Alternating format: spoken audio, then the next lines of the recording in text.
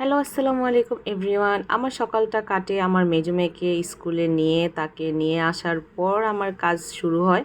তো ওকে বাসায় নিয়ে আসার পর ওদের তিনজনকে নাস্তা টাস্তা দিয়ে তারপর আমি বড় মেয়েকে স্কুলে যাওয়ার জন্য বিদায় করে দিয়ে আমি চলে আসি রান্নাঘরে। তো আমি রান্না করার জন্য সব কিছু গুছিয়ে নিচ্ছি। তো আমি আজকে চিকেন আর আলুর দিয়ে রান্না করব। তো ফার্স্টে আমি মশলাগুলো ভালো মতো কষিয়ে দিচ্ছি। কষিয়ে আমি আলু আর চিকেন একসাথে বসিয়ে দিলাম। ভালো মতো কষানোর পর কিছুক্ষণ ঢাকনা দিয়ে ঢেকে তারপরে আমি পানি দিব। তো রান্না করার জন্য আমি এদিকে মাংসটা রেডি করেছি, রেডি করে বসিয়ে দিয়েছি। অন্য চুলায় আমার ডাল হচ্ছে, তো ডালটা হয়ে গেলে আমি সেটাকে বাগার দিয়ে নিব। তো আমার চিকেন রান্না করে হলে আমার আরেকটা আইটেম রান্না করতে হবে, মাছ ভুনা করব। তো আজকে আমি ডালের মধ্যে আম দিব। আম কাটতে গিয়ে দেখি আমার কাঁচা আম পেকে গিয়েছে, তবে হালকা হালকা টক ছিল, তো আমি দিয়ে দিয়েছি আর কি। আমাদের বাসায় আবার আম দিয়ে ডাল খুব পছন্দ করে, বিশেষ করে আমার শ্বশুর এই ডালটা খুব পছন্দ করে। তো আমার বাচ্চাদেরকেও আমি খাওয়াই। তো আমার এদিকে চিকেনের মধ্যে আমি ঝোল দিয়ে দিয়েছি, চিকেন রান্নাটা প্রায় শেষের দিকে। এদিকে আমি আজকে তেলাপিয়া মাছ ভুনা করব।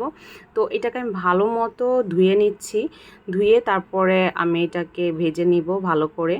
তো ধোয়ার পর আমি এটাকে কিছুক্ষণ লেবু দিয়ে ভিজিয়ে রাখবো, যেন মাছের যে একটা গন্ধ থাকে সেটা যেন চলে যায়। আমি সবসময় মাছ, যে কোনো মাছই আমি লেবু দিয়ে একটু ভিজে রাখি, শুধুমাত্র ইলিশ মাছটা ছাড়া আর চিংড়ি মাছটা ছাড়া।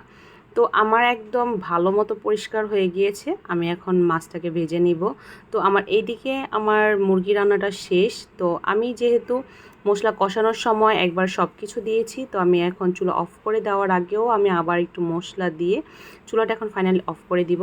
তো এদিকে আমি মাছকে হলুদ মরিচ মাখিয়ে দিয়ে এখন আমি মাছগুলোকে ভালো মতো ভেজে নিব। আমাদের বাসায় সবাই আবার মাছ খায় না, আবার সবাই আবার মুরগি খায় না। তো দেখা যায় কেউ মুরগি খায়, কেউ মাছ খায়। আমার বাচ্চারা মাছ খুবই কম খায়, যখন মর্জি হয় তখন খায়, আবার যখন ওদের ভালো লাগে না তখন মুরগিও খায় না। তো একবার এক একটা খায়। তো ওদের মন বুঝে অনেক সময় রান্না করতে হয়, আবার অনেক সময় বড়দের মন বুঝেও রান্না করতে হয়। তো আমি এখানে তেলাপিয়া মাছটা রান্না করার জন্য সুন্দর মতো মশলাটা কষিয়ে তারপরে ভাজা মাছটা দিয়ে দিব। ভাজা মাছটাকে আমি কিছুক্ষণ মশলার মধ্যে কষাবো, তারপরে আমি পানি দিব। নর্মালি ভুনা করলে আমি এইভাবেই রান্না করি। তো আমি যেই ইয়ের মধ্যে মশলা মাখিয়েছিলাম সেই পানিটাই আমি ধুয়ে এখানে দিয়ে দিয়েছি। তো নামানোর আগে আমি একটু জিরার গুঁড়া দিয়ে মাছটাকে একদম ফাইনালি আমি রান্না করে ফেলবো, একদম শুকনা শুকনা করে ফেলবো।